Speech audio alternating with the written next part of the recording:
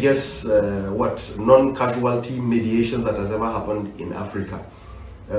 Although I was not the one who paid the ransom, Senator Ali Dume at a specific time and the Borno state government sent a second mediator, which Boko Haram later complained to me that they only received 1.9 billion.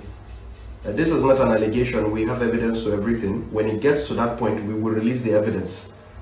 Mo kí lọ́kùnrin, mo kí lóbìnrin, mo kí lọ́mọdé lágbà, mo kí gbogbo ẹ̀yin àgbààgbà nulé ìpátá. Ṣé Yorùbá bọ̀ wọ́n ní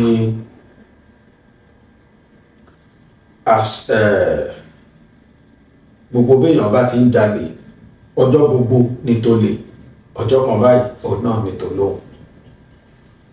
Yorùbá bọ̀ wọ́n tún sọ pé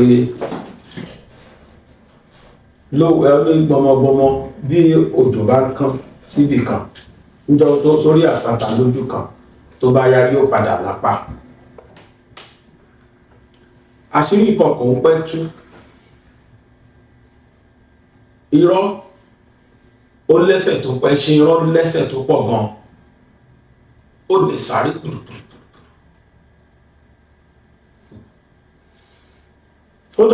Ó lè fọdún méjì rìn. Àmọ́ṣẹ́ rí ẹ ṣe òtítọ́ tó bá gbéra gbà á báyìí. Ìrìn tí ẹ ṣe irọ́ tó fọdún méjì rìn, àárín ìṣẹ́jú kan ni ẹ ṣe òdodo máa ká mọ́ ló máa bá. Tó fi jẹ́ pé gbogbo ẹ tó bá ń fi irọ́ gbé ayé láàárín ìṣẹ́jú kan tá àṣírí ẹ̀ padà tú. Bí wá tú á di ojú tì fún. Kódà ìmí ara ẹ̀wọ̀n sí lọ́rùn pàápàá. Ẹ káàárọ̀, ẹ káàsán, kúrọ̀lẹ́, kálẹ́, ẹ kú dédé àsìkò yẹ sìnkú bójú ọjọ́ ti rí. Ẹni odò wí bóò ló ti rí lọ́dọ̀ tí yín. Ẹ kú dédé àsìkò yẹ wá kan fìdílé tàbí kẹ fìdílé nǹkan kẹjá jọjẹ gbádùn ètò ọ̀rọ̀ tó lọ tòní. Ìkànnì BGI TV lẹ́wà lórí Facebook, lórí YouTube. Gbàgede Ìmọ̀ TV ìkànnì ẹlẹ́wà lórí Facebook. Tẹ̀sí wà lórí BGI TV lórí TikTok. Orúkọ tèmi ò yípadà, Láwùyí Adébáyọ̀ Sàbórí, ọmọ bàbá tíṣà l'Abẹ́òkúta, ẹni tí gbogbo àmọ̀ sí bàbá Gbàgede. Ọmọdé ni mí, mo kéré jọjọ, àmọ́ àwọn èèyàn sọ mí di bàbá látara ọ̀rọ̀ sísọ. Lóòrọ̀ yìí, ohun tí mo tó fẹ́ kájọ gbéyẹ̀wò, òun náà ni ohun tó ń ṣẹlẹ̀ sí ìran Yorùbá. Ní last week, a pariwo àwọn kan síta lórí wípé wọ́n ní ẹgbẹ́ tí wọ́n fi ń dọ́gbọ́ndọ́gbọ́n tó ń fẹ́ fi gbalẹ̀ Yorùbá látèkó. Ní wíìkì yìí, oríṣiríṣi láti gbọ́ látẹnu àwọn Fúlàní, àwọn Northerners, but specifically ẹ jẹ́ ká sọ pé Fúlàní torí àwọn Haúsá ti yọra wọn. Haúsá ti yọra wọn. A dúpẹ́ fọ́lọ́run pé àwa Yorùbá rí owó wa tá à ń pa wà fẹ́ tàwọn Haúsá náà, ojú wọn náà là. Lónìí, ohun tó ń ṣẹlẹ̀ sí àwa Yorùbá ni wípé a bára wa ní àárín. Fúlàní dúró báyìí, Yíbò dúró báyìí, wọ́n wá fi àwa Yorùbá sáàárín. Nǹkan kan wà nílẹ̀ Yorùbá tán rí tán fẹ́ gbà. Nǹkan kan wà nílẹ̀ Yorùbá tí wọ́n rí tó ń attract wọn pé dandan sẹ́ a gbọ́dọ̀ gbalẹ̀ Yorùbá yìí. Now, kò sí nǹkan méjì tí wọ́n rí jù pé ní ọdún 60s tí bàbá wa Awólọ́wọ̀ tá a wà ní Western Region, tá Awólọ́wọ̀ jẹ́ premier, kò sí àní-àní ńbẹ̀, kò ní di debate. Gbogbo the whole Nigeria mọ̀ pé the best region was Western Region. In fact, látara most of nǹkan tí Nigeria lò lẹ́ni tó sọ di national kìíní kan lẹ́ni Western Region ló ní. Kódà tó fi dórí television, Western Region ló ní. Most of nǹkan tá à ń sọ pé Nigeria ló ní lẹ́ni Western Region ló ní. but unfortunately torí nǹkan méjì tó ń ṣẹlẹ̀ sí Yorùbá. Àkọ́kọ́ ni pé ẹnu wa kì í kò nítorí owú jíjẹ, nítorí ìran ẹ̀yàmẹ̀yà. Ẹlẹ́ẹ̀kejì ni pé mi ò fẹ́ fi gbogbo ẹnu sọ́pà nífẹ̀ẹ́ ara wa. A kì í máa nífẹ̀ẹ́ ara wa. Ẹlẹ́yàmẹ̀yà dẹ́n ó máa ń fà. Èmi jù ọ́, ìwọ jù mí. Mo gbọ́ nbì kan láàárọ̀ yìí ní àwa sọ̀rọ̀sọ̀rọ̀ ló sọ. Ó ní òun congratulate Western region pé South West. Ó nítorí pé Miyetti Allah ti pe àwọn Fúlàní tí wọ́n wà ní Western region pé kí wọ́n kó ẹrù wọn kán kúrò ní South West torí pé it is no more safe for them. Mo gbọ́dọ̀ yẹn tó bá jẹ́ òótọ́ ni a lè sọ pé rọ́kò jó òótọ́. Tó bá jó òótọ́ ta ló yẹ ká fún lákólé? Àwọn méjì ló yẹ ká máa kí pé ẹ ṣeun. Ẹni àkọ́kọ́ ni Mr. President tó lo àwọn military wa tó dẹ̀ ṣe ìgbàláàyè fún àwọn military wa láti incorporate àwọn local security outfit wa. Tẹ́lẹ̀ àwọn military wa máa ń dàṣe, ọlọ́pàá nìkan ló máa ń join wọn, but nísìn kódà wọn tó máa sọ pàápàá pẹ̀lú ẹ̀yin gan lẹ́nu ìlú yín, ẹ̀yin lẹ́nu ìṣọ́ọ̀lù yín ju àwa lọ. Wọ́n ti incorporate àkótó ìmájì nígbà táwọn ń tà táwọn civil defence kọ̀ọ̀kan tó táwọn army kó wọn dání. Nísìn tó ti recognize wọn títí mọ́rù ẹkùn. In fact ẹtí ẹ̀ má sọ tìlú ẹkùn. Wọ́n jọ ń ṣiṣẹ́ papọ̀ báyìí ní àwọn akódà Ìgbòho àtàwọn army wọ́n ti di pàtì àtàwọn ọlọ́pàá. First time in history tí ló ẹ̀ máa ṣẹlẹ̀ Nàìjíríà. So ká kíjọba ká dẹ̀ kí Sunday Ìgbòho àti gbogbo àwọn security outfit tó kù. Before the advent of Ìgbòho, before the release of Ìgbòho, aláwọn local security yìí lóòótọ́ àmọ́sọ́ jẹ́ kán function. Tó bá jẹ́ kán function ṣáwọn ọmọ serious. But nígbà tí Ìgbòho ti bẹ̀rẹ̀ ìwé ẹ̀kọ́ báyìí competition ti bẹ̀rẹ̀. Ìrọ̀ o ọgbọ́dọ̀ ṣáájú wa recognize ìlú ẹ̀kọ́ kíá. Àmọ̀tẹ́kùn àwọn náà ti pagití mọ́ra, àwọn local hunters àwọn náà, everybody now are now on their toes. Due to this àwọn northerners dìde, àwọn Fúlàní north lẹ́ni wọ́n dìde, wọ́n ní dandan Tinubu ò ní padà lọ. Idris Bago gọ́fúnà Niger State wọ́n bẹ̀rẹ̀ sí ní tákù òun náà. Eléyìí wá fojú hàn pé àwọn Fúlàní yẹn gangan wọ́n kódà àwọn governors wọn, àwọn elite wọn, àwọn ọba wọn, wọ́n deliberately máa encourage terrorism ní Nàìjíríà ni. Ó ti fojú hàn that they are deliberately doing this. Idris Bago Niger State governor ó dìde mọ́ wọn, ó kọ́kọ́ yọ gbogbo àwọn ọba wọn, ó yọ gbogbo àwọn tó wà nípò wọn pátá. Kódà ká ló lè recall àwọn senators wọn, àwọn National Assembly àti House of Reps ni ká ló lè recall wọn, á recall wọn níbi tí inú ń bí dé lọ́wọ́ yìí. They are now attacking him. Wọ́n ti jẹ́ kó yé pé this should be the end of your career. Àwọn Fúlàní ti sọ fún bẹ́ẹ̀. This should be the end of your career. Governorship tó wà yìí náà ló máa jẹ́ gbẹ̀yìn ẹ̀. Ó tún lọ́wọ́ sí kankan mọ́ Nàìjíríà. As if báwọn náà ní Nàìjíríà.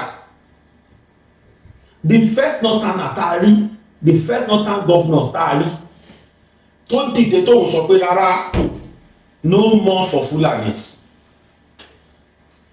The first northern governor tó ní effrontery láti face wọn. àwọn Fúlàní ti dìde mọ́ sìn àti wá àti Tinubu ní padà lọ́mọ ní jẹ́ kankan mọ́ ní òṣèlú. So definitely any policy tí any governor tàbí president bá ṣe tó bá ti affect terrorism act wàhálà ni fún governor tàbí president yẹn. Any policy tó bá ti take tó bá ti máa affect terrorist pé kọ́ máa rí terrorism wọ́n ṣe mọ́ wàhálà dé. Wọ́n á máa threat yẹn kó ní padà lọ mọ́. Ẹ wá bá mi bí àwọn Fúlàní yẹn pé ta ló ní Nàìjíríà. Sáwọn náà nẹ́ni. Little do they realize that gbogbo agbára wọn tó rò páwọn ṣe ní níbi 2020 láti ọdún yìí láti 1960 lọ di 2023 wọ́n rò páwọn ṣì possess agbára yẹn. Wọ́n ò tí ì realize sí pé Tinubu ti neutralize gbogbo agbára yẹn máa wọn lọ́wọ́. Wọ́n ò tí ì mọ̀ because they still see some governors tí wọ́n fọwọ́sowọ́pọ̀ pẹ̀lú wọn. Àṣírí kan kú ní ó tún ní last week but mo mọ̀ má dà sí mo mọ̀ má dà sí mo dẹ̀ mọ̀ pé Tinubu mọ̀ pa báṣìírí yẹn ṣe tú ọmọ lódò dẹ́gbọ́n o mi ìwà bí láti wá praise ẹ o ṣùgbọ́n Tinubu gbọ́n ẹmọ fi tó ẹmọ tó fi gbọ́n wèrè la fi ń wo wèrè ló fọ̀rọ̀ ìṣesìn ọmọ lọ́nà àná síná kí wọ́n tó jágbọ́n non-kinetic system tí wọ́n ń lò láti fi gba àwọn Ọ̀yọ́ state àwọn ọmọ Ọ̀yọ́ tó ń kó sílẹ̀ àṣelábẹ́lẹ̀ gbogbo àwọn tó ń kó yẹn tó ń kó àwọn ọmọ tó ń kó tó pọ̀ yẹn àṣelábẹ́lẹ̀ àwọn governors ń lọ gbowó lọ́wọ́ Tinubu owó ransom tó fẹ́ san wọ́n á gba chunk of percentage to the tune of billions kò ń ṣe million billions ẹni máa gba 5 billion. Mo máa sọ kíní kan fún wa gbogbo ìjìyàngbé tó ń lọ Nàìjíríà mo fọlọ́run búra ẹ jẹ́ ká lọ mú àwọn governors wa. Gbogbo ìjìyàngbé tó ń ṣẹlẹ̀ Nàìjíríà ẹ jẹ́ ká lọ mú àwọn governors wa. Àṣírí kan máa ìmọ̀ ìmí náà máa bá wọn tún sìn olẹ́rí tá a fi wọlé lẹ́ẹ̀kan ẹ̀. Gbogbo wọn jìyàngbé tó ń lọ Nàìjíríà wàláhì àwọn governors wa ara wọn mọ̀. Pàápàá jùlọ ibi tẹ́ bá ti gbọ́ pé wọ́n jí wọn gbé elmasly àwọn tó ń pọ̀ wọ́n jí wọn gbé tó ń pọ̀ ẹ mú governor bẹ̀ dáadáa. Pàápàá jùlọ ní north àwọn governors yẹn ti sọ di business. Wọ́n á wá yan ẹnìkan tó jẹ́ pé àjọmọ̀ àwọn àtàwọn ajíyàngbé yẹn ni wọ́n á lẹ́ni yẹn ló máa jẹ́ mediator ẹni yẹn ló máa gbowó ló máa lọ gbé fún àwọn ìbàjẹ́ swap ìbàjẹ́ bandit ìbàjẹ́ Boko Haram torí mẹ́tẹ̀ẹ̀ta ló wà ní north ló ń jíyàngbé. ISWAP àti bandit ló wà nílẹ̀ south wa bí torí lára àwọn ISWAP tí wọ́n yà ẹ̀ka ISWAP ó làwọn àṣàrò tí wọ́n jẹ́ àwọn ọmọ wa gbé. So mo sọ pé ISWAP náà wà bí. Now àwọn tẹ́ẹ̀rí tó ń jiyàn gbé yẹn àwọn governors yẹn àti àwọn tó ń jiyàn gbé yẹn wọ́n ní ẹnìkan tó já látàgbà tó máa gbowó lọ́wọ́ àwọn governors táwọn governors yẹn lò. Wọ́n á lọ sí Àbújá wọ́n á lọ gbowó lọ́wọ́ Tinubu ìyẹn ló à fún wọn. Ṣé wá lówó tó ń gbà yẹn wọ́n wá pín sí bí ọ̀nà 10 ìdá kan péré ló ẹ̀nà máa kó fáwọn ISWAP àbí Boko Haram àwọn èèyàn fáwọn èèyàn tàn kó lẹ̀ wọ́n sọ di business. Ọ̀yọ́ state nìkan lọ́lọ́run ti mú wọn tán rìlú ẹ̀ ṣe ló jẹ́ pé you kidnap us we kidnap your family no bẹ̀rẹ̀ but ní north wọ́n ṣe irú ẹ̀ dáadáa. Àṣírí tó wá tú yẹn àwọn méjì tó involve àwọn ẹgbẹ́ kan wà nǹkan táwọn ẹgbẹ́ yẹn ṣe ni pé àwọn tó bá jí gbé gbogbo ọ̀nà tó bá lè gbà àwọn ẹgbẹ́ yẹn máa make sure pé wọ́n gba àwọn ènìyàn sílẹ̀. bóyá máa lọ bá gọ́fúnà ní pé ó yá ẹ lọ bá president tó máa negotiate tó bá wá di bó ti di tówó wípé wọ́n ti fẹ́ gba owó ṣé wọn pé gọ́fúnà ló ní right láti gbowó lọ́wọ́ president tó bá di kí wọ́n gbowó lọ́wọ́ gọ́fúnà kí wọ́n lọ fún àwọn ará bí yẹn wọ́n á yọ gúrùpù yẹn ní setting gọ́fúnà á sọ pé òun lòun máa kówó lọ èèyàn ohun tó wù yàn àwọn tí wọ́n gbé àwọn èèyàn yẹn náà sọ pé èèyàn tí gọ́fúnà yẹn yàn yẹn ni kókó wá fáwọn wọ́n wá ṣèkan tó bù wọ́n lọ́wọ́ gọ́fúnà Borno state òun náà ṣerú ẹ̀ kódà wọ́n ní àwọn Boko Haram dárúkọ ẹ̀gbọ́n pé òun gangan ní bá àṣàlẹ̀ àwọn tó ń sponsor àwọn gbogbo ẹ̀ lẹ́ máa fi ti yín gbọ́ sí so wọ́n ní gba bóyá fọ́dà pé 5 billion lọ́wọ́ government lọ́wọ́ federal government nígbà tó máa fi jíṣẹ́ 1.something billion náà fi jíṣẹ́ ìtókù ó wà lọ́wọ́ gọ́fúnà yẹn báwo náà tún ṣe ní dáwọn míì kò báwo náà ṣe tún ní jí àwọn míì kò so invariably insecurity tó ń lọ ní Nàìjíríà yàtọ̀ fún wọ́n fi ń ṣòṣèlú wọ́n tún ti sọ di business ó ní mo ṣe ń dúpẹ́ fọ́lọ́run pé irú Ìgbòho Ọlọ́run bá wa ṣe tó àṣepọ̀ ti wà láàrin òun àtàwọn agbófinró wa ṣé Ìgbòho á mẹ́díẹ̀tì Ìgbòho á bẹ́ ní Boko Haram wọn á máa bá wọn negotiate ebo ní tí mò ń sọ yìí mo fẹ́ kí Gani Adams máa wá gbọ́ àtàwọn míì náà tá a ṣe dẹ́yẹ sí Sunday Igboho pẹ̀lú wàhálà tó ń bá kiri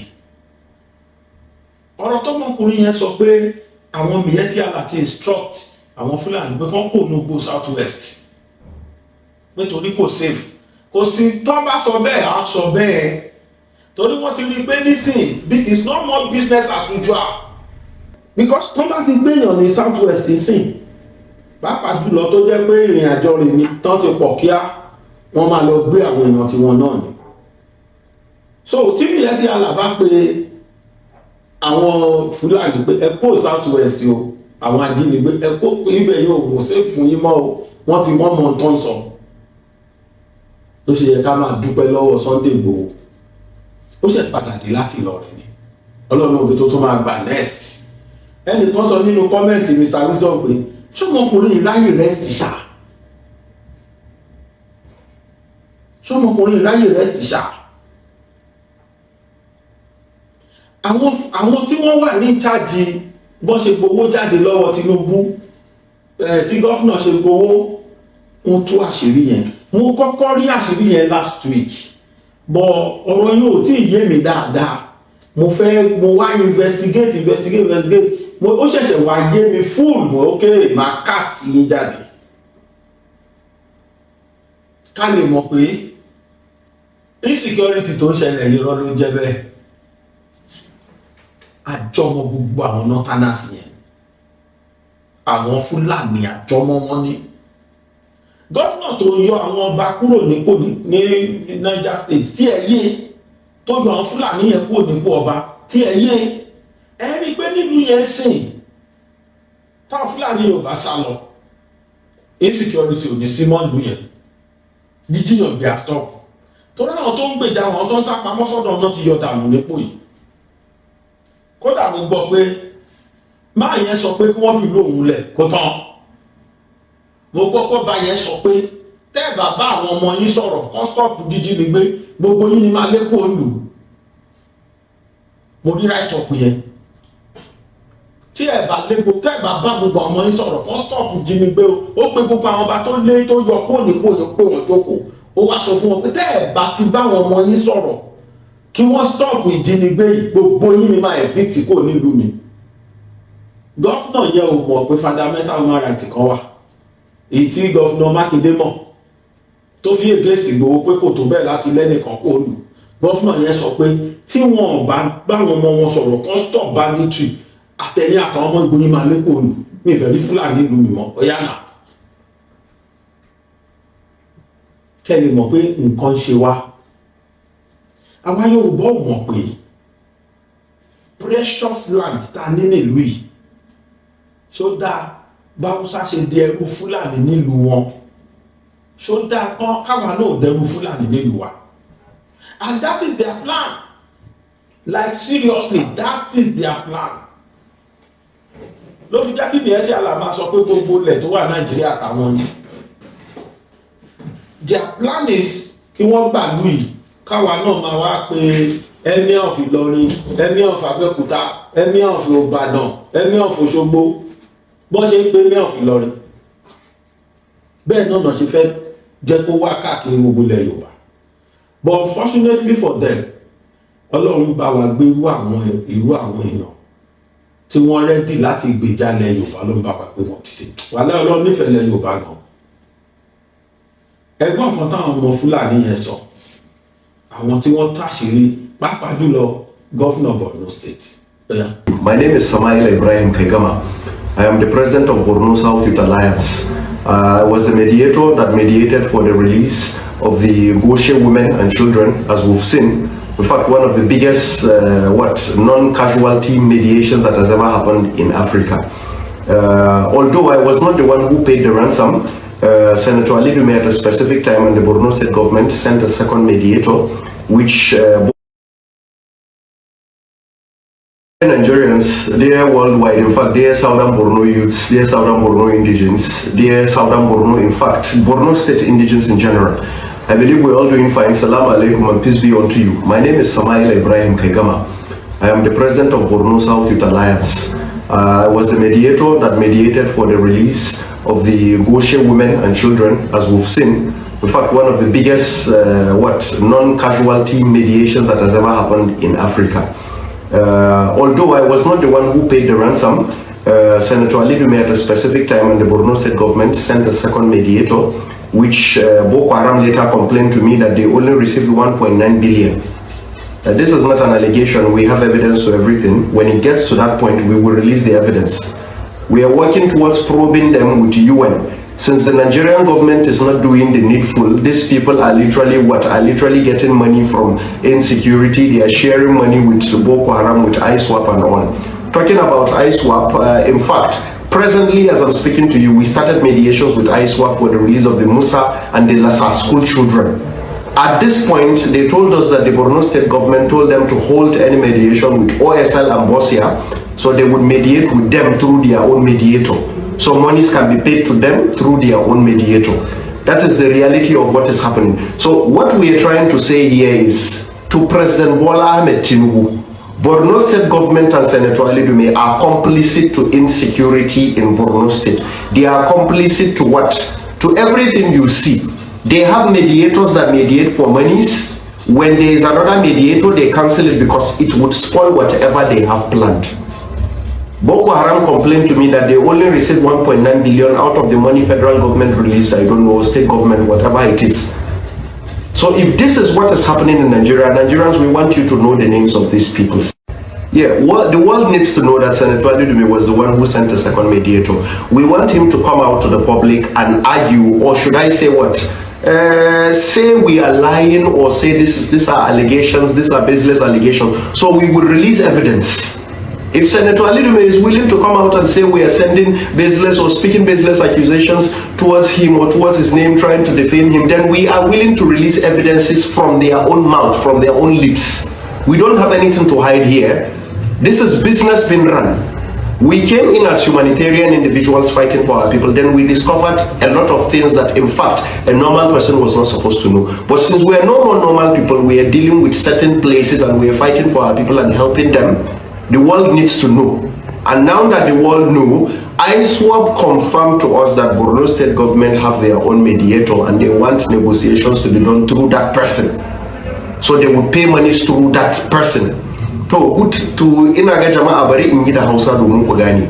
Ni ne Bosia president wanda ya yi mediation aka sake matan Goshe wanda kuka gani ko gaba daya duniya TV da sauran wurare. Ni ne Samaila Ibrahim Kaigama. Yanzu a haka akwai yaran Musa da na Lassa da aka kwashe yaran primary school da secondary school din nan. Mun kawo zance, mun fara zance, sai aka gaya mana a'a gwamnatin Borno ta ce cewa kar a yi zance da mu, tana da mutanen da suke so su yi zancen da shi, za a biya kuɗi ta wurin su. Babu wani matsala. So in dai har gwamnatin Borno tana iya yin haka, a wancan zancen da aka yi na mutanen Boko Haram sun mana complain cewa mutumin da Senator Ali Dume ya tura sun ba su biliyan 1 ne kawai da 900 da miliyan 900 biliyan 1 da miliyan 900 wani kuma kudin da wai aka sake biliyan 5 ne saboda haka sun aje sauran. So in dai haka yana iya faruwa muna son duniya su sani da shi President Bola Ahmed Tinubu, you need to know that your cabinet, your people there in Borno State of APC are running business. We are tired of all this and we will not stay quiet. If NSA, DSS is not able to probe Senator Ali Dume with all these evidences we will be presenting soon, then the international world, as Sheyi Makinde said, they need to come in. Even before Sheyi Makinde called on United Nations, we called on United Nations because we knew certain parties that were involved. From the mediation, we knew people that benefited in billions. Now that it's open and Borno State government is now crying that they want mediations to be done only through their person, they are all complicit. And that is the reason why they don't want Nigerians to know the truth. In fact, they don't want external investigators to come in and expose them.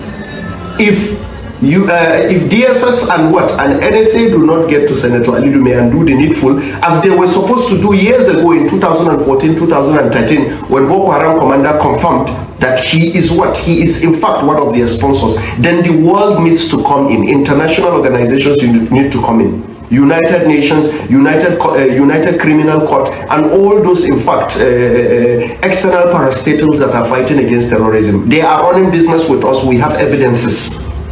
You are zoning ticket to people that are running businesses with us. You are doing consensus ticket. President Bola Ahmed Tinubu, we are tired of all this in Borno State. They are doing business with us. You are releasing money to them in federal. They are getting richer and they are killing our people. If you cannot stop this, then the world needs to know. We will bring in international people, international cries. In fact, they will know what is happening. In fact, the world is already watching.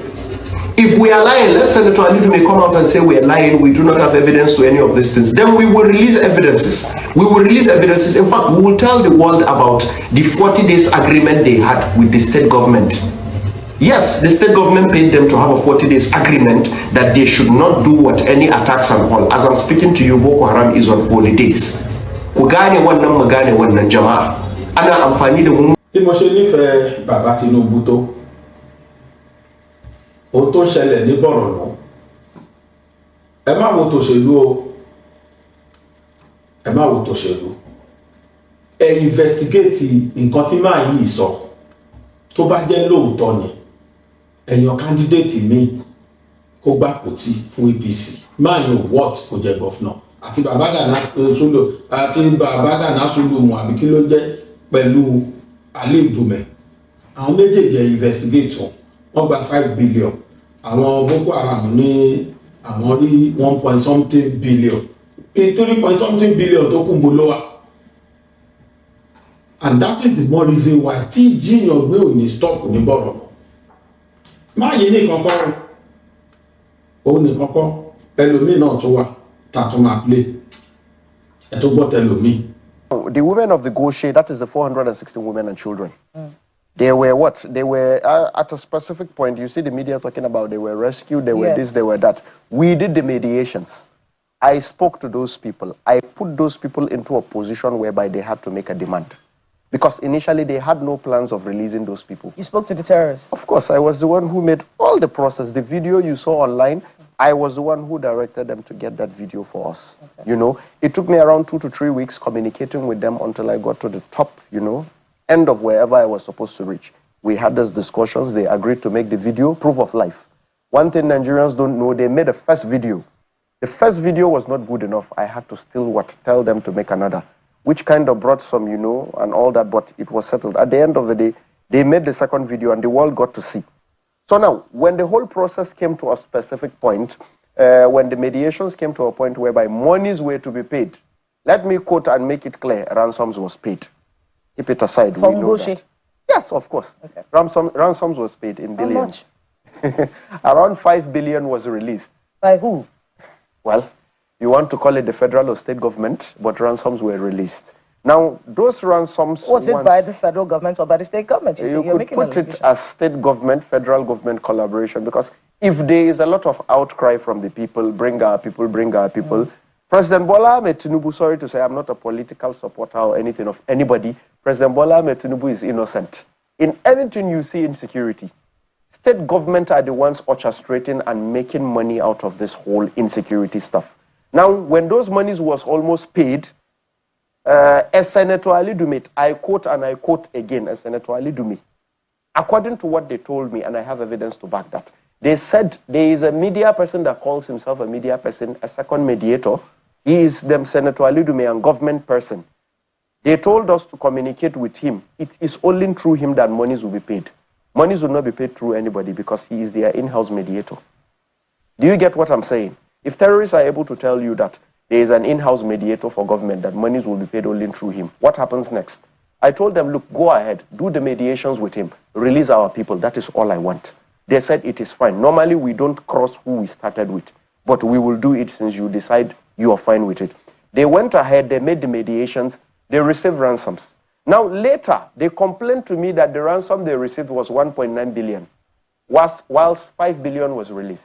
Where is the 3,100,000,000 specifically? Who was the mediator sent in? They said it was a Senator Ali Dume mediator. So where are the monies? I have been speaking about this for a long time. You don't see DSS bringing in, okay, let's bring in these people. Let's see, let's investigate, let's get facts together. You don't see NSA saying anything. At a specific point, I try reaching Nuhu Ribadu. In every aspect, he says my call, he does not pick. Because at a specific time when the conversation started, I got his number through the same Senator Ali Dume, but when mediations and all the process was on and set, monies was about to be paid, the conversation just cut all of a sudden. Then later, they now told me, because they tell me certain things, they told me, look, they sent in a different mediator. They said monies can only be paid through him. You know, so where are the rest of the money? So when we said literally state government is complicit, I don't know about federal, but I know of state. And presently, the children in Musa that were kidnapped, I started another mediation with ISWAP. One of their people now confirmed to me that the Borno state government said, are they in mediations with Borno South Youth Alliance or Bosia President or anything? If they are, they should not, that they have who they would run their whole thing with and everything. All of a sudden, Borno state government commissioner at a forum played a video, a 9 seconds or is it 18 seconds video of the children being held by ISWAP. Where did he get the video? All of a sudden, Borno state government don't do things like this. Now, because we came into a mediation and we're exposing certain facts about monies being paid to certain people, all of a sudden, they now start talking to some of these cells that don't talk to these people. At the end, we have our own in-person. Now, we played something psychologically. We did that because we wanted to We wanted to trigger the state government to go in first before us, which they later bite to the bait. And now you have a commissioner playing video of the people that were kidnapped. And we already said they are literally involved. They keep extorting the federal government, Now Tinubu is there sitting, they bring problems to him. Our state, they've kidnapped, they've done this. What do they want? How do I solve this problem? They said they want 5 billion, they want this. What has the military done? The military has tried, but they will kill and all that and everything. Then Tinubu goes like, okay, it's fine. What do we do? Let us solve this problem. Then he releases funds. State government gets her own. Some of the political powers in the state get her own. Then what? The terrorists get a cut of it. 5 billion. Imagine them getting 1.9 billion. Ṣé tún gbọ́ tí ẹni tá a ṣe play yìí lèmi gbọ́ tẹ́lẹ̀ bọ̀ kò yé mi nǹkan tó ń sọ. Gbà tọkùnrin wá jáde, ọkùnrin tá a kọ́kọ́ play yẹn gbà tí yẹn wá jáde tí mo wá ṣẹ̀ṣẹ̀ gbọ́ lẹ́nu ẹ̀ mọ́ eléyìí fìdí ẹ̀ múlẹ̀ pé àwọn governors wa kọ̀ọ̀kan wọ́n fi kíní ṣe business ni. But wọ́n investigate o system táwọn ológun wa adopt lágbára Ọlọ́run no more payment of ransom to anybody. But àwọn tó ti jalè wa gbọ́ we must expose them. We must expose them. Nísìnyí ojú àwọn Hausa ojú wọn ti là bọ̀ tó ti pẹ́ ojú wọn tó là irú ẹ̀ lèmi ò fẹ́ kó ṣẹlẹ̀ ní fúsàwà Yorùbá. Ẹnìkan pè mí ní ṣé jẹta kọ́ ni ó dàbí jẹta ni bóyá Dubai àbíbí kan ni tọ̀hún wà bọ̀ àwọn Asia country yẹn ló wà ní òde báwí nígbà tó ń wà ní Asia country. Àwọn nǹkan tó ń sọ lẹ́nu àwọn àgbélẹ̀rọ àwọn àwùjọ irọ́ against Yorùbá wa tó wà ńbẹ̀ láti mo tó ti sọ ká ló ti pé kábàkàbà lélẹ̀ ìsọ ọjọ́ ọmọ bísí lọ́ra ya pa fóònù kódà mo block ẹ̀ bàbà because níjọ́ wo ló dà fáwọn Yorùbá náà can't we see the handwriting on the wall lóòótọ́ gbogbo ò lè ronú bákan náà bẹ́tẹ̀ má gbé dọ́dọ̀ tèmi ẹ má pè ronú tí yẹn wá báyìí mi olóye lọ̀rọ̀ tí mò ń sọ yìí máa yé ó tó mú èmi ni wípé ẹ jẹ́ ká sọ̀pọ̀tì Tinubu tó bá wa fèsì ogun ilẹ̀ Yorùbá yìí ẹ jẹ́ ká sọ̀pọ̀tì Sunday Igboho tọ́lọ́run lò tí Tinubu gbà láyè láti máa jẹ́ láti máa wà generalismo fún wa ẹ jẹ́ ká sọ̀pọ̀tì gbogbo àwọn agbófinró wa tó jẹ́ local security ta ní vigilante ní o Àmọ̀tẹ́kùn ní o civil defence gbogbo àwọn tó kù pátá àtàwọn àmì wa àtàwọn police wa àsìkò tí wọ́n nídìí support wa ni not for us to be undermining them kódà àwọn Haúsá nílùú wọn wọ́n ti bẹ̀rẹ̀ sí ní sọ̀rọ̀ nísìn sáwọn olórí wọn sáwọn Fúlàní àti sáwọn olórí wọn náà tàn jáwúsá alátẹnujẹ kódà kan tiẹ̀ sọ fún ẹ wọ́n máa fẹ́ regionalize Nàìjíríà ẹ̀yin nọ́tánà ẹ̀ jẹ́ bó tó yà ó sọ fún wọn bẹ́ẹ̀ oríṣiríṣi wọn wá jáde oníkálukú wá sọ tiẹ̀ ó làwọn náà ṣe ń gbóhùn sókè sí pé ẹ̀yin tẹ́ ẹ jágbàgbà wa support la need àsìkò táwa Yorùbá tá a máa fọwọ́ fún mọ́ wá ṣọ̀kan lélẹ̀ láti ti ọmọ Adéyẹmọ lẹ́yìn kó bá wa fight insurgency débi wípé káfojú àwọn adigun àwọn Fúlàní yẹn náà máa sálọ yìí pé ọlọ́run máa sọ pé irú táwọn kan sọ pé stupid Nigeria be chopping your Nigeria irú wọn yẹn káwọn Fúlàní ilẹ̀ Yorùbá náà máa sọ bẹ́ẹ̀ pé stupid Yorùbá people chop your Yorùbá state we are going kí á ní wọn báyìí kan máa kó lu wa kí lu wá débi tá a lè travel láàrin ara wa kó má sí wàhálà kódà ibi táwọn àwọn kan á dín káyì àwọn nọ́tánà àwọn military wa bí tí wọ́n tán rẹ́dì dé sìn lẹ́nìí lánàá àná àbíjẹta mo sì rí tẹ́nìkan sì sọ tó sì sọ̀rẹ́ndà nínú àwọn ISWAP tọmọtọmọ pàápàá nígbà tó rí pé àwọn àmì wa yìí wọ́n ya wèrè tàwọn gan wọ́n lóun ní financial clinic kan wọn pàápàá olúwa ní chájì owó wọn ó ti sọ̀rẹ́ndà wọ́n tẹ̀ sọ pé bó ṣe sọ̀rẹ́ndà yẹn ó ń tọrọ ẹ̀mí ṣé wọ́n pé kò sí tó ń jẹ́ repentant kankan mọ́ ìbá sọ̀rẹ́ndà ń lọ pa ó máa kú ni ó jẹ̀bi kú ó di dandan kó kú ó ti jẹ̀bi kú so ẹ jẹ́ ká gbọ́ ọ̀kan táwọn nọ́tánà yẹn sọ. If they divide Nigeria today, the Biafrans will not suffer. Likewise, the Yorubas will not suffer.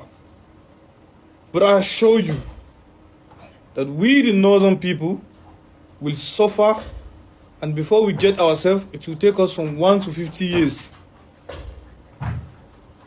At this era, a northern person, a northern citizen, still believe that the northern leaders will change the north.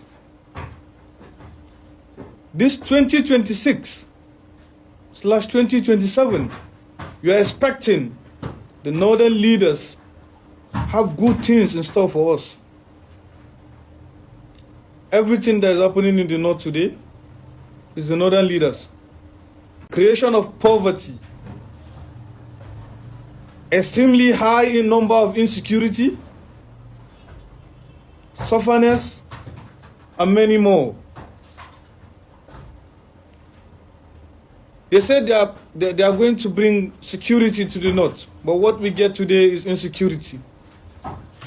President Buhari gave them everything to remodernize and to arrange the north, but all we get from them is Boko Haram, Lakurawa, ISIS, ISWAPs, bandits, kidnappers.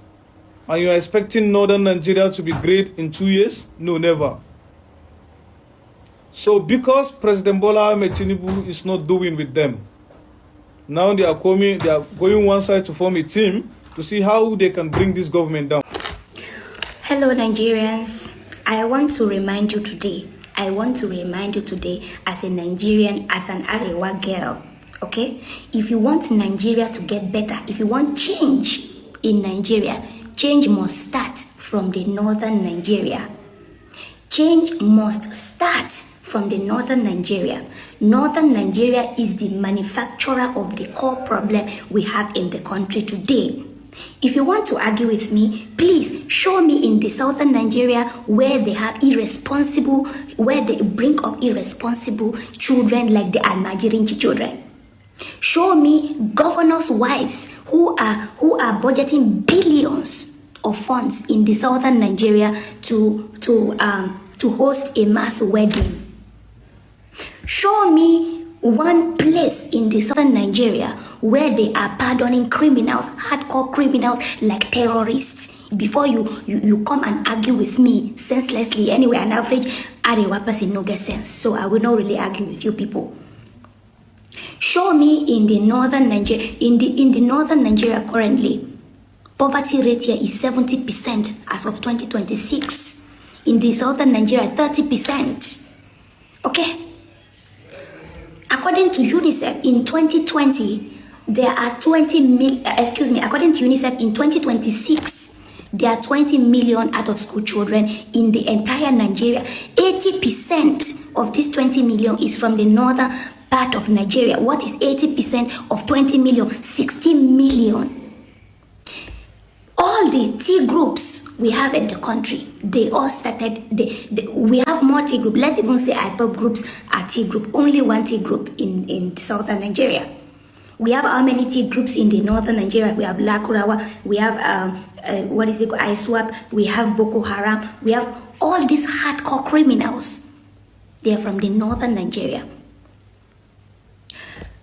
Islamic extremism now from northern Nigeria, you could see that one. In fact, this Islamic extremism is even why we have hardcore criminals in the first place in the country. Lastly, if you have made the video so far, I want to tell you all that malaria and cancer, both of them are sickness, but their magnitude, their effect are totally different. Àwọn north, àwọn Hausa, lẹ́yìn tí wọ́n àtàkì àwọn olórí wọn yẹn. Fúlàní lẹ́yìn tó kọ́kọ́ sọ̀rọ̀ yẹn first. Ó accept páwọn làwọn dá Nàìjíríà. Tó wà lùkìmbà tó wé láwà ní Fúlàní ló kọ́ sọ̀rọ̀. Follow by ọmọbìnrin tó sọ̀rọ̀ Hausa.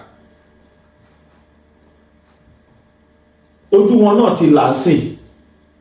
Àwọn náà ti rí pé gbogbo ìdààmú tó ń àbí kí ni ká ti gbọ́ ìran kan ṣo tó dẹ̀ dá gbogbo Nàìjíríà láàmú. Sásìkò ní tá a nídìí ìfọwọ́sowọ́pọ̀ àwa Yorùbá. Ẹ jẹ́ káwọn tó ń ké làwọn ọ́fíìsì tó ń ké ẹ jẹ́ kó máa ké lọ. Igbe ló pọ̀ lójú wọn tó bá rí dáadáa nínú nǹkan tí kò wọ́n ṣe lọ́wọ́ yìí. Let them be crying always. Omi pọ̀ lójú wọn ni kó máa ké. But àwa Yorùbá, àwa gangan ní ká get ara wa together. Àwa tá a kù tá a jọmọ Yorùbá. Yorùbá tó ń kéye mi ò kà wọn kún Yorùbá. Torí tí wọ́n bá jẹ́ Yorùbá dáadáa ni lọ́wọ́ yìí o ní tí kò wọ́n ṣe yìí wàhálà kò ní bá wọn against Ìgbòho. Kò ní bá wọn against Ìgbòho ní tó ń ṣe lọ́wọ́ yìí. Lórí ọ̀rọ̀ tí Ìgbòho yẹn jẹ́ kí n sáré fi nǹkan kan kún. Mo fẹ́ bẹ̀ gbogbo àwa tí a nífẹ̀ẹ́ Ìgbòho. Tó ṣẹlẹ̀ sí wa lọ nínú Yorùbá nation. Mo fọlọ́run bẹ̀ wá ẹ má tún gbé wá sí inú struggle tí Ìgbòho ṣe lọ́wọ́lọ́wọ́ yìí. Ẹ jẹ́ kí gbogbo a realize pé gbogbo ìran Yorùbá pátápátá irrespective of ẹ̀sìn gbogbo ìran Yorùbá ni ó ní Sunday Ìgbòho. Lóòótọ́ a lè rí àwọn ọmọ àlè kan tó máa jẹ́ lẹ́sìn bóyá sí Islam tàbí ẹlẹ́sìn Christianity tó máa sọ pé ẹlẹ́bọ ni àwọn ò lè bá ṣe, àwọn náà sọ ti wọ́n yẹn. Kì í ṣe pé ká máa wá kọ míìtì tó ń pè ní fallacy of hasty generalization. Àwọn tó jẹ́ philosophy ó ti máa yé wọn nǹkan tí mò ń sọ yìí, or psychologist ó ti máa yé wọn. It will be fallacy of hasty generalization ká máa sọ pé àwọn Muslim yẹn Ìgbòho má gbà wọ́n ṣe o, ẹ torí ẹ ti dàrú tí làákàyè ẹ ti yọ tó ti yẹ ni kó máa sọrú yẹn, kì í ṣe àwa Yorùbá. Táwọn Muslim kan bá dìde tó ń pè lẹ́lẹ́bọ tó láwọn ò lè bá ṣe gbogbo wa ni? Tí Mùsùlùmí kan bá ṣẹ̀ṣẹ̀ kan ẹ kó gbogbo Muslim papọ̀, bọ̀ tí Christian kan bá ṣẹ̀ṣẹ̀ kan ẹ dá yọ sọ́tọ̀, wọ́n ń ṣe bẹ́ẹ̀. Tàbí tẹ́lẹ́bọ bá ṣẹ̀ṣẹ̀ kan ẹ dá yọ sọ́tọ̀, wọ́n ń ṣe bẹ́ẹ̀. Wọ́n ń ṣe bẹ́ẹ̀ rárá, ẹ má jẹ́ káwa Yorùbá máa ṣe bẹ́ẹ̀. Tá a bá ń ṣe bẹ́ẹ̀ ẹ máa dá ọ̀tá lẹ̀ gan-an. Pàápàá jùlọ èmi tí mò ń sọ̀rọ̀ yà mí Muslim, and I often said it, and I'm proud of that my Islam tèmi ṣe. Mi ìdẹ̀ kì í gbé ẹ̀sẹ̀ sójú, mi kì í tó bá ti dọ̀ mẹ́sìn, mi nífẹ̀ẹ́ sí kí n máa sọ rárá nínú program mi. Àwọn tó bá sẹ́ǹdì nǹkan ẹ̀sìn sí mi wọ́n á jẹ́rìí mi, tó bá sẹ́ǹdì anything religious sí mi máa sọ fún ẹni pé má sẹ́ǹdì ẹ̀wọ̀n tàbí kí n block ẹ̀. I don't like it at all. Mo wo fídíò kan lánàá tí àwọn Mùsùlùmí ní ilé Sunday Igboho ẹni tó bá débẹ̀ rí ní iwájú ibi tí fẹ́ǹsì ẹ̀ parí sí báyìí mọ́sálásí ló wà ńbẹ̀. Ká nílé Igboho ní fẹ́ǹsì ẹ̀ ní ẹ máa ọ̀nà yẹn lọ báyìí close ló lọ forí sọ kò sọ náà mọ̀, but ilé kan àti mọ́sálásí ló wà ńbẹ̀. Ṣé kí Igboho wà ńbẹ̀ yẹn káwọn ará mọ́sálásí yẹn má bàa Igboho ṣé ló wá máa dùn? Igboho kẹrẹ gbogbo èèyàn lòun bá ṣe, kódà ó fẹ́ Mùsùlùmí níyàwó, ẹni tẹ́ ń kú lórí ẹ̀sìn kan ní kó bá jẹ́ ẹ̀sìn kan ní kó. Igboho tí ó ní kálukú ń tẹ̀lé tó jájú wájú, gbogbo ẹ̀sìn lòun bá ṣe, bó dẹ̀ ṣe yẹ kó rí fún gbogbo wa nìyẹn. Ẹ fi Igboho sílẹ̀ jẹ́ kó lo láìfẹ̀ kì í ṣọmọdé o. Àwọn mọ́sálásí yẹn tí wọ́n wà níbi iwájú ilé ẹ̀ wọ́n wá kí lánàá, wọ́n wá kí, wọ́n wá identify pẹ̀lú ẹ̀. Is it bad? Neighbor ni wọ́n ọ̀ṣẹ̀jọ́ ń ṣe. Ẹ̀yin mọ̀ bóyá Igboho gan lọ kí wọ́n bẹ̀, ẹ mọ̀ bóyá Igboho lọ ní mọ́sálásí wọn lọ kí wọ́n. But torí pé ẹyọ kan tó jàjà record bọ́n ṣe wà live pẹ̀lú Igboho yẹn, Mr. Wisdom gbé kámẹ́rà. Kódà Igboho wà emotional pàápàá. Ó sọ̀rọ̀ bóyá bàbá Muyideen Bello, ó sọ fún wọn, ó dẹ̀ sọkún. Mr. Wisdom gbé kámẹ́rà, ó record ẹ̀, ó ṣe live.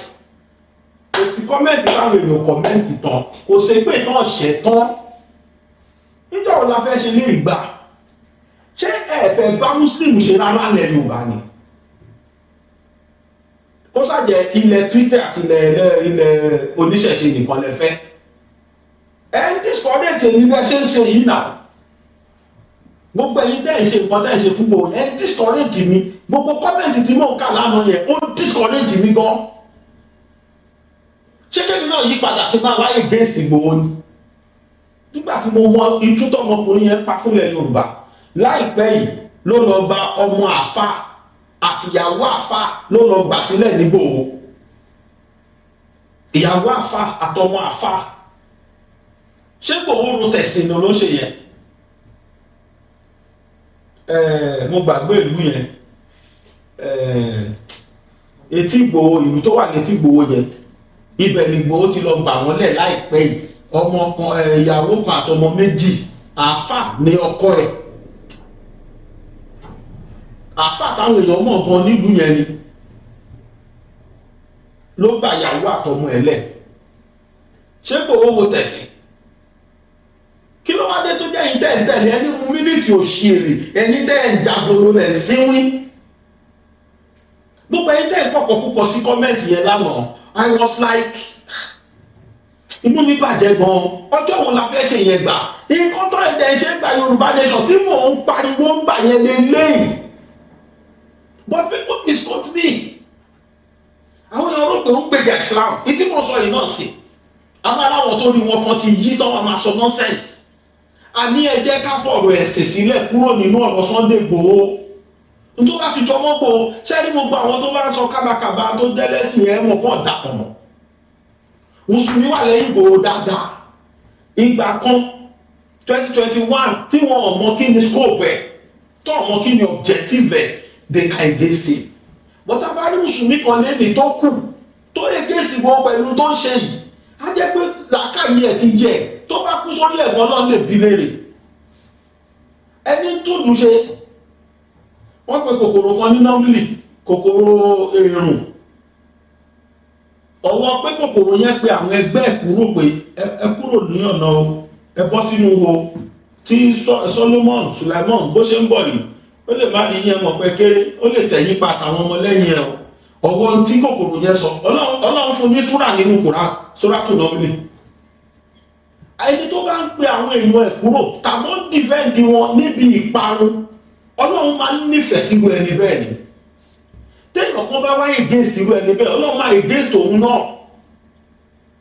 èèyàn wọnú gbó kò mọ̀ bóyá Muslim wọ́n mú kò mọ̀ bóyá Christian kò mọ̀ bóyá oníṣẹ̀ṣe kò sí ilé tó kọ pẹ̀lú ẹ̀sìn ṣọ́ṣà ti gbọ́ ọmọ Yorùbá ó wọnú gbó lọ nífẹ̀ẹ́dì wọn you are now saying ẹlẹ́bọ ni èèyàn yẹn tí orí ẹ̀ ti wọ́ lákàyè ẹ̀ ti yẹ mùsùlùmí tó bá wà rò pé ọmọkùnrin ṣe súnmọ́ tó bá wá súnmọ́ tó wá yẹ káwà bọ́sítà ká tó máa against irú àwọn mùsùlùmí bẹ́ẹ̀ ẹ má dáhùn àfáyẹ lóhùn òpùrọ́ ni wọ́n they will still go back and call you ẹlẹ́bọ they will still set up for you they are the one that set up for you before can you imagine mo ka kọ́mẹ̀tì yẹn lánàá inú dẹ̀ ń bí mi ṣé mùsùlùmí ló set up fún Igboho tẹ́lẹ̀ mùsùlùmí ló rán pé kí DSS wá bá Gani Adams yìí tó rán wọn ẹ̀ tọ́ sí tó jọ plan pẹ̀lú wọn ṣé muslim ni Gani Adams oníṣẹ̀ṣe sáni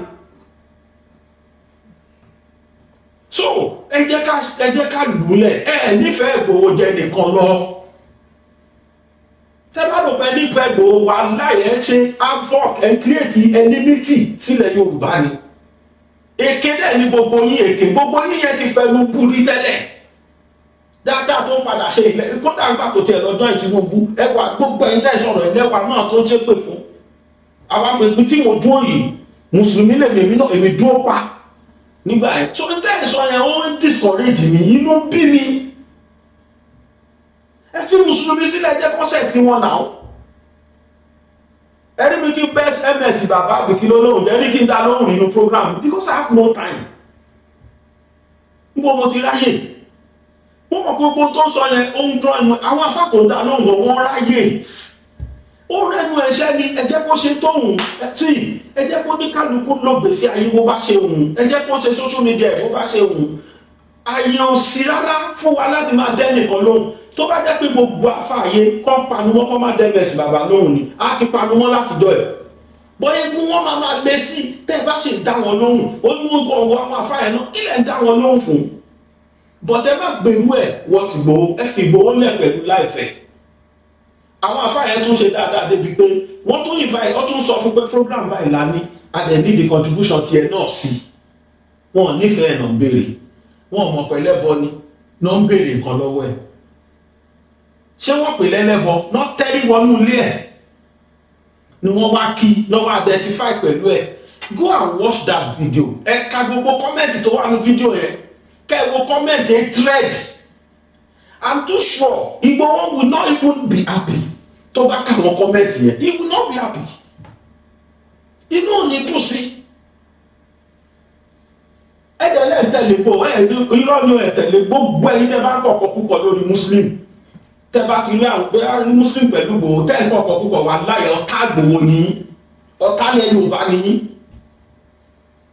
because unity ló yẹ ká máa promote mùsùlùmí ló ń pààyàn mùsùlùmí náà ló ń jiyàn pé mùsùlùmí làwọn tó ń jiyàn pé tẹ̀lé àwọn yẹn jẹ́ muslim àwọn tó yẹ pé tẹ́ bá ń kírun tó bá jí ní pé mọ̀tẹ́ kírun wọ́n máa gbá wọn parí àwọn brothers wa tó ń gbé láìpẹ́ wọ́n lè ròyìn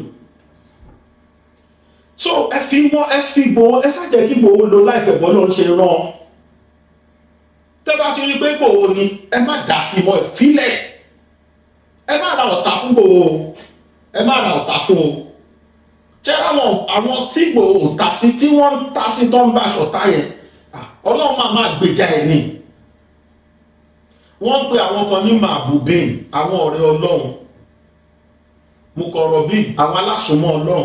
Ẹni bá ní quality méjèèjì yẹn tó jọ̀rẹ́ ọlọ́run àti alásùnmọ́ ọlọ́run bí gbogbo ayé bá wọn jà ọlọ́run máa gbèjà wọn, ọlọ́run máa bá tọ̀hún jà fúnra ẹ̀. Ẹ jẹ́ kí ọlọ́run máa gbèjà Ìgbòho fúnra rẹ̀. Ẹ má gbèjà ẹ fi ẹ má ṣe pé ẹ má sọ̀rọ̀ ẹ kẹ́ Ìgbòho lẹ̀ pẹ̀lú láìpẹ́. Ẹ̀yin kọ́ lẹ máa kọ́ ọ ṣọ́ra fáwọn àfáàyẹ wọ́n tún ti dé wọ́n tún ti wá pílánì fún ẹ ṣé sùúrù. Tẹ́mi náà bá lọ bẹ̀ẹ́ sẹ́ni mo wá plan fún. Or am I not a Muslim? Am I not part of their fast? Àwọn Mùsùlùmí pààyàn èèyàn mélòó lèmi ti parí. Ẹ jẹ́ ká ṣe sùúrù, ẹ jẹ́ ká ṣe sùúrù. Ẹ fi Ìgbòho lẹ̀ pẹ̀lú láìpẹ́. Mo mọ̀ mọ́ ìyá bàrà síbẹ̀ yẹn. In tó yẹ kọ́kọ́ bó wá bọ̀ àbọ̀. In tó yẹ ká ṣe ni kí gbogbo wa ká máa fi in tá a bá nífi ràn Ìgbòho lọ́wọ́. Àdúrà lẹ́yìn mọ̀ ṣe ẹ máa fàdúrà ràn lọ́wọ́. Ipò kan lẹ́wà ẹ lóko yẹn láti gbé sókè. Àwọn pastors bíi mẹ́fà kan wà tó máa ń pè mí always tó máa ń kí mi tó máa ń bá mi sọ̀rọ̀. Ìkan wà diaspora nínú wọn. Àwọn kan táwọn pastor yẹn máa sọ tí máa sọ fún wọn ẹ ṣáà máa ṣàdúrà fún máa ṣàdúrà fún mi náà. They've always been praying for me. Bàbá Gbàgede ayé ò ní mú ẹ ayé ò ní gbóhùn ẹ ayé ò ní ṣe kíní kan máa ṣàmì. What is beauty there?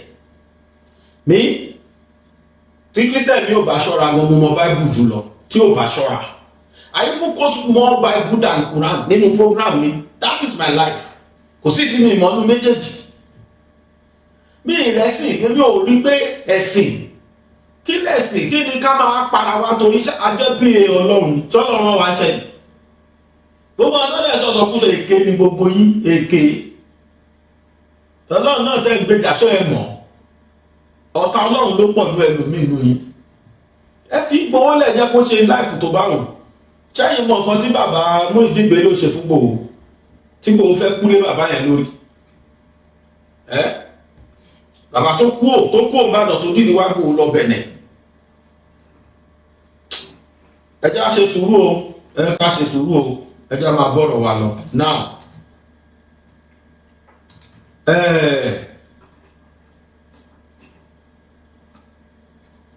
ní ìjọ Thursday ni wọ́n declare ìkan náà Fúlàní náà wanted. Ṣé rí Buhari òun náà dá nǹkan tó pọ̀ lẹ̀ nínú wàhálà tá a wà ní Nàìjíríà lórí ọ̀rọ̀ àwọn Fúlàní ajínigbé. Buhari dá tó pọ̀ lẹ̀ kí ni tó fi dálẹ̀ ni pé nígbà tó ń ṣe repentant ojú òkùnkùn ti là àríró ẹ̀rí irú òṣẹlẹ̀ rí Nàìjíríà pé káwọn kan máa díyàn gbé kan máa gba ransom ayé Buhari ló bẹ̀rẹ̀ wọ́n wá láwọn di repentant lẹ́yìn tán ti pa kúkúrú tán ti pa gúngùn ok gbogbo ìgbà tó ló repent yẹn àṣẹ wọ́n wọ́nà láti infiltrate àwọn military wa ni Buhari wá kó wọn síbẹ̀ bíbá àṣírí wá tún sí láyé Tinubu láyé Christopher Musa àṣírí wọn wá tú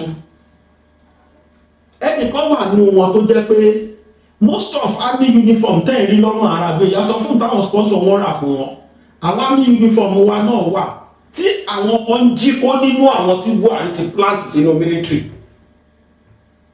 wọ́n á jí uniform yẹn kó wọ́n lọ kó fáwọn ẹgbẹ́ wọn ṣẹ́mọ̀ láwọn rí pẹ́ẹ̀tì wọ́n dẹ̀ rí gbọ́kán bẹ́tọ̀ wọ́n ti ń tó gbogbo wọn sìn gbogbo wọn ti ń mú ó dẹ̀ mú mi kọ́rọ̀ mi máa yé ẹ̀yìn tẹ́ ń wò mí wàláì ẹ jẹ́ ká kí Tinubu gan ẹ dẹ̀ jẹ́ ká kí Minister of Defence ṣe rí tí ẹ̀hùn àti Mogba káwọn méjì bá pàdé àṣeyọrí ló máa ń wà ẹ̀hùn wà fún Tinubu. Tinubu wants the military the Fulani insurgents to stop ó fẹ́ kí ìjìyàngbé yẹn kó stop Nigeria.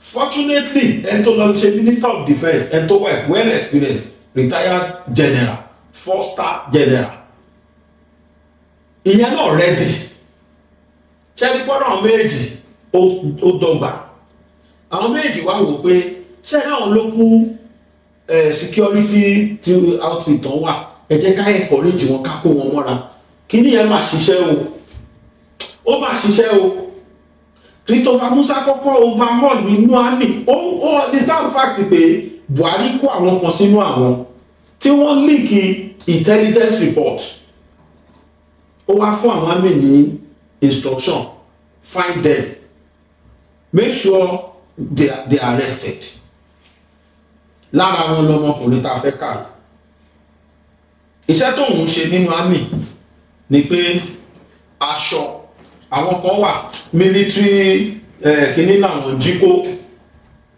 àwọn máa jí ammunitions armor and ammunitions àwọn jí kó bẹ́ẹ̀ táwọn ọ̀gbẹ́ni tá a fẹ́ kà yìí ní táwọn máa jí kó ni kí wọ́n jí army uniform kó ní táwọn máa jí kó tí wọ́n nìyẹn army uniform náà jí kó ní Thursday ni mo kọ́kọ́ ka write up yẹn pé wọ́n declare bọ̀bọ̀ yẹn wanted àṣẹ wọ́n fi àṣọ máa rí wọ́n declare àwọ̀ absent from duty without proper reliever or without proper authority àwọ̀ la máa ń pè nínú iṣẹ́ uniform wọ́n kọ́kọ́ declare bọ̀bọ̀ yẹn àwọ̀ kò wá bíṣẹ́ fún bí oṣù kan wọ́n investigate kan tó di oṣù kan tí ó ti wá bíṣẹ́ náà bá declare àwọ̀ we are looking for him nígbà tó máa investigate náà rí i pé ó ti rí pàṣírí òun ti fẹ́ tú wọ́n ti tú lẹ́kàn presently nǹkan tí Christopher Musa àṣẹ tó pa wọ́n sì ni pé gbogbo àwọn repentant tó ń pa tó ń àmì mélòó lẹ ti gbọ́pọ́n tó pamọ́ general mélòó lẹ gbọ́pọ́n tó pamọ́ lẹ́nu ọjọ́ mẹ́ta gbogbo àwọn tó ń ṣiṣẹ́ yẹn tó ń fún wọn ní intelligence gbogbo ọ̀nà tí ń kó nínú àwọn àmì wa náà ti investigate tó ti kó wọn jáde àwọn tó dẹ̀ dáwọn repentant náà náà rí kó ìkan ni wọ́n pa last week tí mo sọ tó parẹ́ gun instructor yẹn ló parẹ́ eléyìí sì òun jí uniform kò ní troops arrest soldiers declared wanted for supplying military uniforms to terrorists ṣẹgbọ́ wọ́n ti padà mú inú Thursday ni wọ́n declare wanted wọ́n dẹ̀ ti mú July 26 wọ́n ti mú now wọ́n ní troops of operation Adinkai have arrested a soldier declared wanted by Nigeria Army over his alleged involvement in supplying military uniform to terrorist group operating in the northeast. Security expert Zagazola Makama disclosed this in a statement posted on X. Quoted the military source as saying that the suspect identified as 23 NA 84 1939 Private Mohammed Yusuf of the Nigeria Army Ordnance Training Facility NAOTF number yẹn Mohammed Yusuf lẹ́nu yẹn jẹ́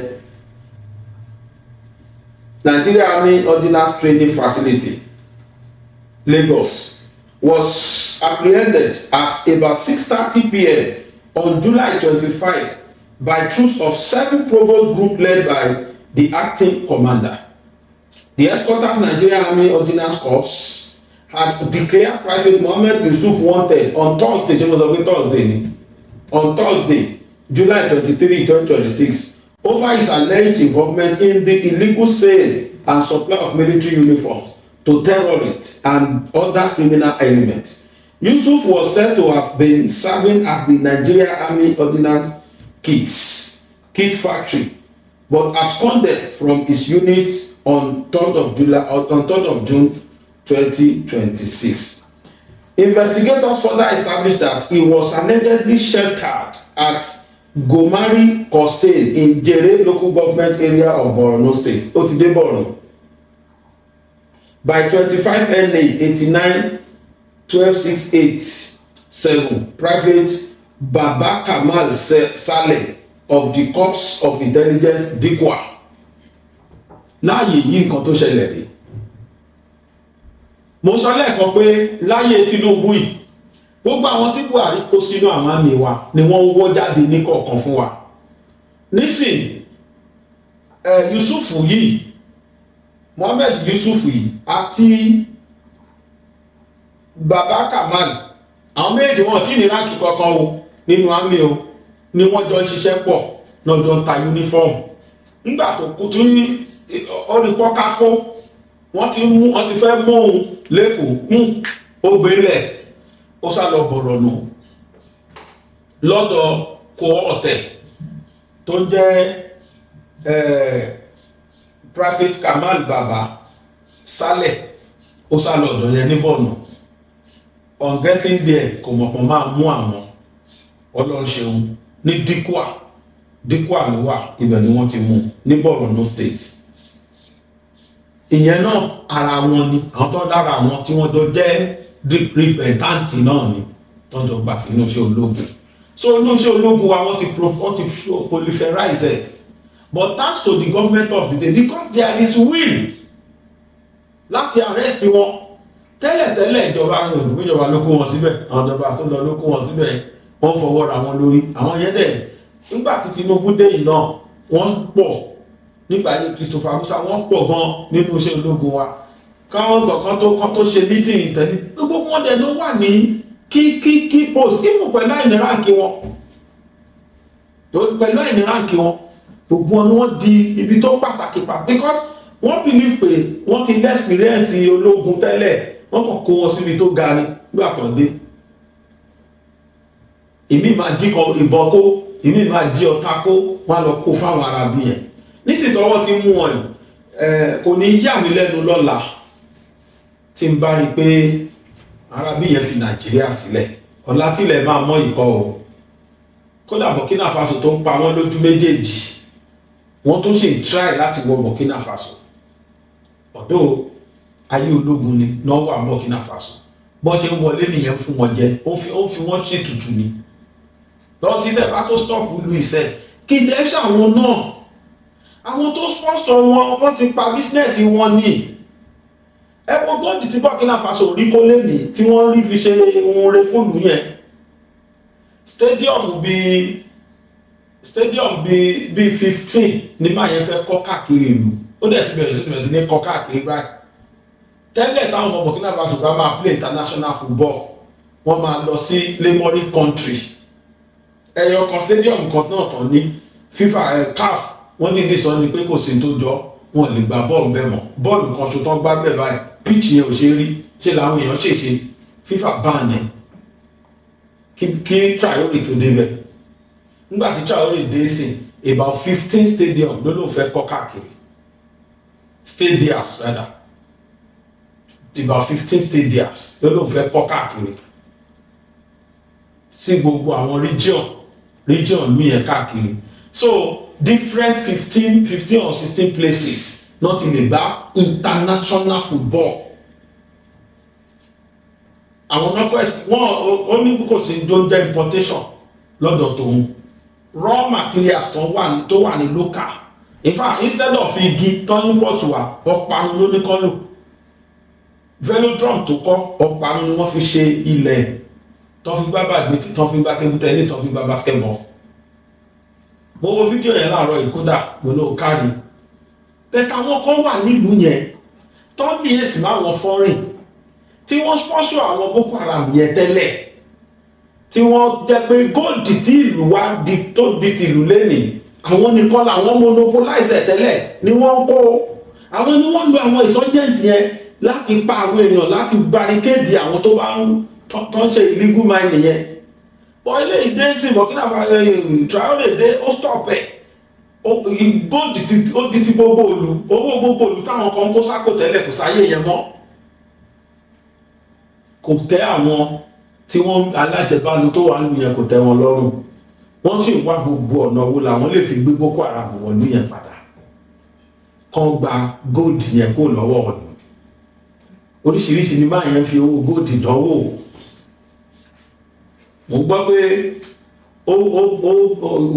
ní last year wọ́n ta $133 billion worth of gold. I couldn't imagine. $133 billion worth of gold. Nílùú kan. Gbogbo project tó ṣe olóhùn òbọ̀rọ̀. irú ẹ̀ náà lọ Nàìjíríà àwọn kan wà tó involve nínú illegal mining ẹ̀rí bí tàṣírí oríṣiríṣi ṣe tú lọ́yọ̀ state dọ́là àgbọ̀n kankan àbàwọn tó ń ṣe illegal mining bẹ́ẹ̀ o kì í ṣọ́yọ̀ state nìkan o káàkiri the whole Nàìjíríà tó ti lálùmọ́ nílẹ̀ ni wọ́n ti ń ṣe illegal bẹ́ẹ̀ o àwọn tó dẹ̀ já láṣẹ state kọ̀ọ̀kan mọ̀ ń pa ẹ̀ wọ́n mọ̀ ń pa ẹ̀ so olóṣèlú wọ́n fi ṣe business ẹgbẹ́ kan tí wọ́n sọ pé Zulum náà ṣe àtàlí ìdúmẹ̀ yes now wọ́n fi ń pawó ni wọ́n fi ń make business ní àṣírí àwọn military yẹn ló ń tú yìí lágbára Ọlọ́run sẹ́ẹ̀ láyé Tinubu yìí military àwọn Boko Haram àtàwọn agbénipa pẹ̀lú ògo Ọlọ́run ilẹ̀ Nàìjíríà máa dilẹ̀ gbóná fún wọn ni ilẹ̀ Yorùbá máa dibi tó gbóná mọ́ wọn ni títí tó máa fi sá lọ tán Ìgbòho lórúkọ gbogbo ọmọ Yorùbá dúpẹ́ lọ́wọ́ ẹ̀ àríṣẹ́ o mo ti sọ tẹ́lẹ̀ rí àwọn tí ò bá dùn mọ́ transformer tó bá aládùúgbò yín ẹ̀ lọ́ọ́ ọ̀gẹ̀ ẹ̀yìn ìlú ẹkùn Àmọ̀tẹ́kùn vigilante sunsafe àtẹ̀yìn ní ìtòkù bẹ́ẹ̀ tí mi ò mọ̀ àríṣẹ́ ọwọ́ yín ẹ ṣe gan Ọlọ́run abáwa san yín lẹ́san rí ṣe rí sínájì yẹn ń work àpapọ̀ agbára tẹ́jọ́ ń lò papọ̀ yẹn ń work mo gbọ́ pé àwọn Àgbẹ̀kọ̀yà náà wọ́n ti wà pẹ̀lú Ìgbòho ẹ̀ nípa aṣoríire nílẹ̀ Yorùbá ẹ̀yin náà máa wò ó mo ń sọ́jọ́ kìíní àná pé àìrèpọ̀ méjò ló ń jejò níyà ẹ jẹ́ kó fi sí nìkan dá ayé ara wọn sọ́tọ̀ á nídìí wọn kọ́ máa bá wàhálà wọn lọ we don't need them they are not useful to us àbí náà àwọn Yorùbá àṣọ pé àbá wọn ṣe àwọn náà ní pé dandan kó ṣàjà wọn lọ̀gá dèṣùgbọ́ èwe wọ́n ṣe tẹ̀sí wọn lójú kiri náà ní kọ́ máa tẹ̀sí wọn lójú kiri ọmọdé ayẹyẹ wọn àgbà ayẹyẹ wọn kí ló kù odindi ọ́fíìsì of Ààrẹ Ọ̀nà Kakanfò tó yẹ pé respectable ọ́fíìsì ni mi ò rí anybody jáde lọ́mọdé kan kó wá sọ̀rọ̀ sí Abíọ́lá lórí prógrámù rí kó ṣẹlẹ̀ rí bẹ́ẹ̀ a ní rédíò láyé Abíọ́lá tá a bá ní social media kí pírísẹ̀ntà kan wá dìde kó máa sọ̀sọ̀kúsọ̀ sí Abíọ́lá ló kó ṣẹlẹ̀ rí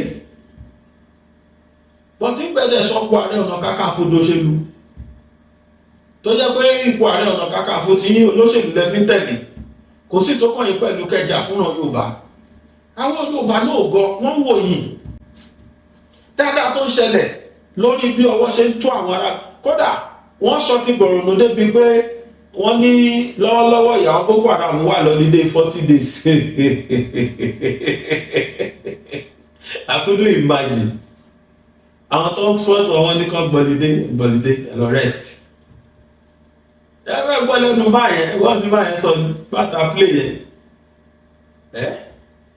ọwọ́ máa tó wọn tán ní lágbára Ọlọ́run gbogbo ẹni bá sọ pé ká má rest nílẹ̀ Yorùbá òun náà ní rest gbogbo ẹni bá ní kí Nàìjíríà ká má rest òun náà ní rest torí tílẹ̀ Yorùbá bá dáa tí gbogbo Nàìjíríà tó kú ò bá dáa kò ì dá náà ni àfi tá a bá kò láàrin Nàìjíríà tá a bá ṣìjọ wà ní wọn Nàìjíríà tí gbogbo Nàìjíríà tó kú ò bá dáa tílẹ̀ Yorùbá nìkan tó gbòmìnira and láti ilẹ̀ wà tẹ́lẹ̀ before the coming of Buhari the most peaceful region Yorùbá land ní mo fẹ́ lè lọ́mọ Yorùbá ò rí ìbọn rí lẹ́yìn àwọn ológun là rí ìbọn lọ́wọ́ wọn bó láti fẹ́ rí kí la fẹ́ fi ṣe ta ló fẹ́ gbé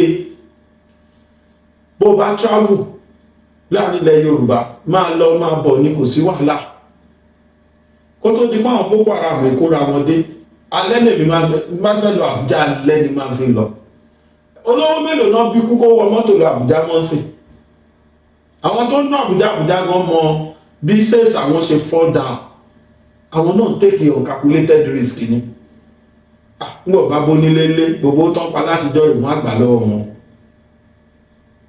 àwọn tó dẹ̀ ṣe wọ mọ́tò lọ Àbújá ẹ̀ náà tó láwọn máa fi ṣọ́ ẹ̀ṣọ́ wá o ṣùgbọ́n mi tèmi ṣá o tí máa fi gbọ́ pé kò sí sọ̀jẹ́ sí Nàìjíríà mọ́ tí ń bà ní owó plate báyà jókòó lé mi kábùjá jókòó ara ẹ̀ kò jù bẹ́ẹ̀ lọ ọlọ́mọjà rí láburú ẹni tí yóò taṣọ ta kankan owó dà ti máa fún wọn owó mo ti rí 100 million 200 million bọ́n bá pe bàbá mi á ní ẹ̀pá torí kò ń gbóná ti fẹ́ rí kí bá àtàlẹ́ ta mọ̀ bí 100 billion inú mi ọlọ́run tẹ̀ ní jẹ́ kí n rírú ẹ̀ bí ó sì jẹ́ pé kọ́ lọ ṣàánú wa nínú mi ṣe máa ń dùn fáwọn tí ń bá rí tí wọ́n dààmú lọ́tún lọ́sìn tó ń gbèjà wa ilẹ̀ Yorùbá inú mi máa ń dùn sí wọn inú mi máa ń dùn torí ń táwọn ò lè ṣe làwọn ṣe yẹn ẹgbẹ́ tó bá bẹnu àtẹ́lu Ìgbòho ọlọ́run á mú ẹni bá bẹnu àtẹ́lu Tinubu lórí ọ̀rọ̀ security yóò ọlọ́run á mú ẹni ó bá wa fọ̀ mọ́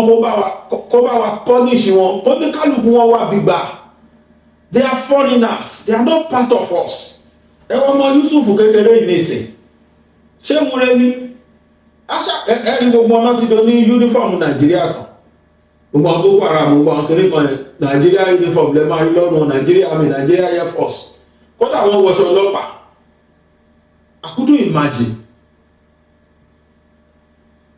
Wọ́n ní acting on credible intelligence, troops of the 7 provost group placed the suspect under 24-hour surveillance. Wọ́n fi ń ṣọ́ òun òde mọ̀. Before intercepting and arresting him at Jidari bus stop while he was allegedly attempting to flee to Cameroon.